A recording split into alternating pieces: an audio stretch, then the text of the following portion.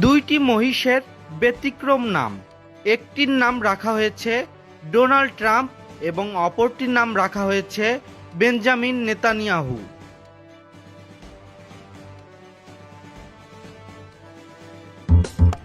আমেরিকার প্রেসিডেন্ট নন, ইনি নারায়ণগঞ্জের ডোনাল্ড ট্রাম্প। সাদাটে গোলাপি গায়ের রং আর মাথায় অবিকল ট্রাম্পের মতো স্টাইলিশ চুল। এই মহিষকে ঘিরেই এখন তোলপাড় পুরো নারায়ণগঞ্জ।